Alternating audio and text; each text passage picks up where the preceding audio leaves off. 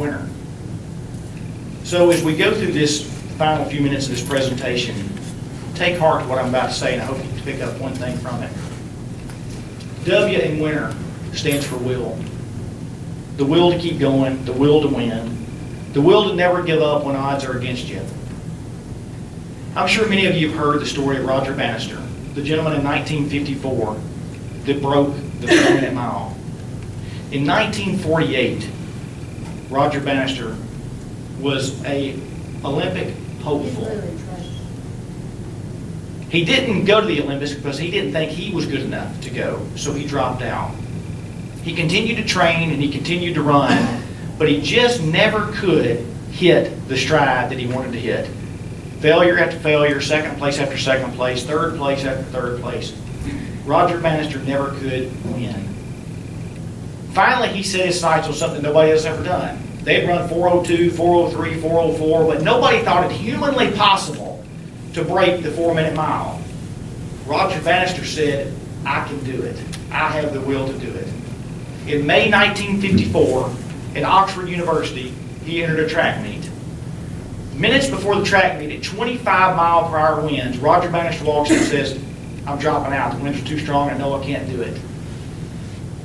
About that time, true story, look it up yourselves, the winds receded. They went away. Roger Bannister ran it 3:59.4. The first man to break the 4-minute mile. Nobody thought they could do it, but you know what? Nowadays, 4-minute mile, it happens in high school. Once somebody believed and had the will to try it, they could do it. Florence May Chadwick. Anybody ever heard of Florence May Chadwick? In 1952, she wanted to be the first woman to swim 26 miles from Catalina Island to the coast of California. It was impossible. If you've ever been in the Pacific waters, you know it's cold, 60 degrees. She thought she could do it. She sets out late at night, surrounded by several boats. They're going to take care of her in the event of a problem. She had swum for 15 hours, and she finally says, I can't go any further. Fog had come over the coastline. She couldn't see the lights of the city anymore. She quit. When the fog finally lifted, the sun came up. She was less than half a mile from her destination. Florence May Chadwick didn't give up. 2 months later, she set out to do it again. She had the will to win. This time, temperature was the same, situation was the same fog came in. But she had a vision in her mind that she could do it. And she did it. The first woman to do what everyone thought was impossible. For any racing fans in the room, in 1994, the standard for a NASCAR pit stop was 18 seconds. Now, if you're not a racing fan, let me break this down for you. 18 seconds for 5 men to go to the right side of a car, take off 2 tires with 5 lug nuts each, put 22 gallons of fuel in it, same 5 guys run around to the other side, take off the left side tires with 5 lug nuts each, and get it back on the track in 18 seconds. There was no doubt that that was pushing the human threshold of what was possible. 20 years prior to that, the average pit stop was more than a minute, which to me is pretty dang impressive. I can't put 2 gallons in my car in less than a minute. And these guys are doing 4 tires and 22 gallons of fuel. In 1994, an unknown named Ray Evernham, he believed and conceived that we can do this in less than 14 seconds. Computer model said there's no way. It still takes humanity so many seconds to get over to the car, do this, get back over and do that. Even if everything were perfect, it can't be done. Ray said it can be done.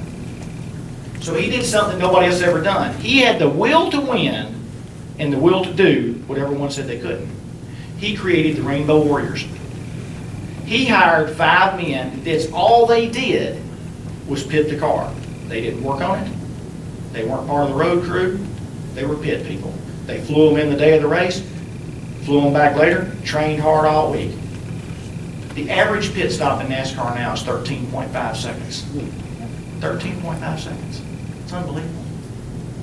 They thought it could happen, and it did. These people, and I mean what I'm about to say, as great as they were, they pale in comparison to what's in you. I really mean that.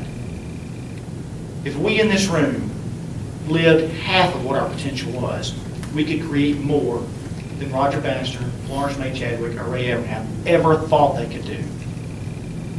Eyes for imagination. You got to imagine things possible.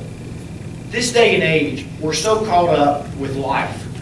We're conforming to what society says we should be. We got to have a nice home, a fancy car, a good job, because that's what identifies who we are.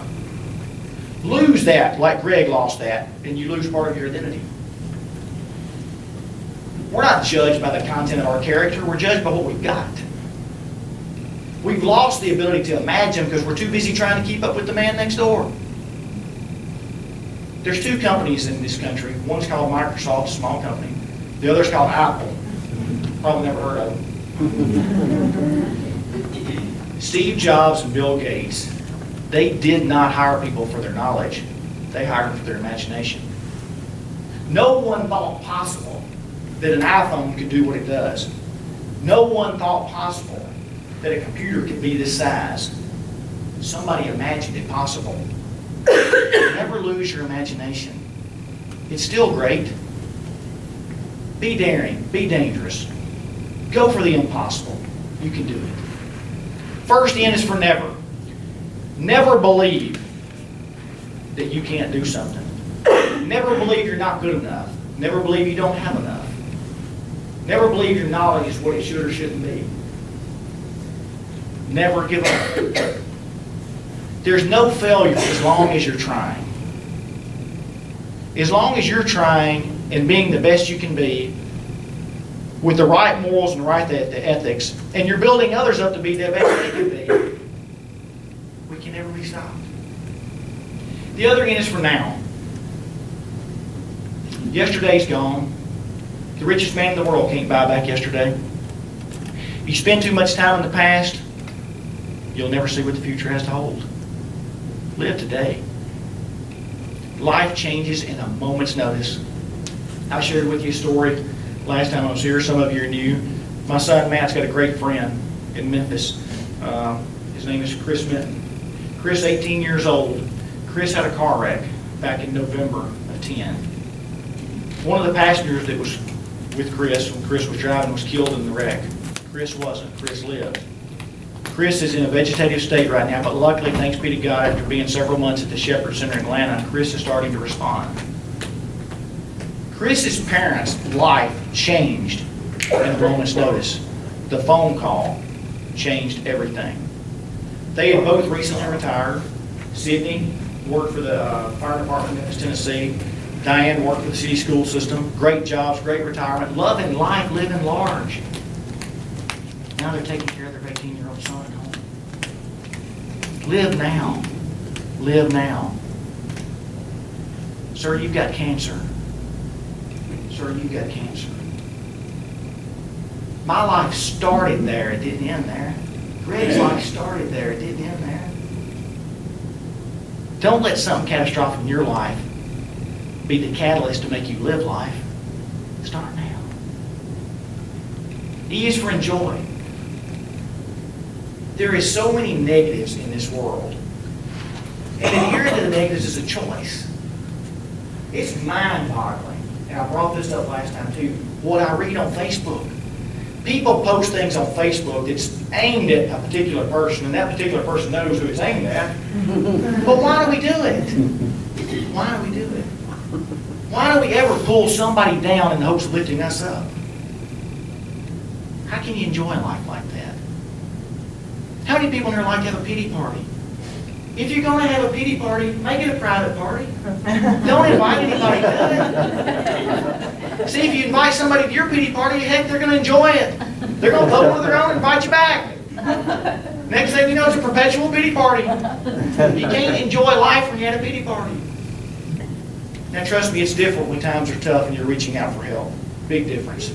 Great friends will always reach back. If you want to have a guilt trip, take a road trip instead. Go to the mall, take a road trip to Memphis, get some windshield time. If you have to take the guilt trip, take it alone. You don't have to take people with you. Enjoy life. You only go around this world one time. And ours for reward. The reward for a job well done. Believe in God. Believe in the Creator.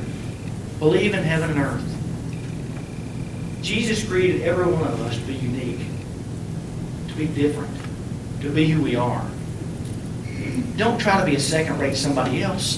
Be the best you can be. When you're the best you can be, I can be the best I can be.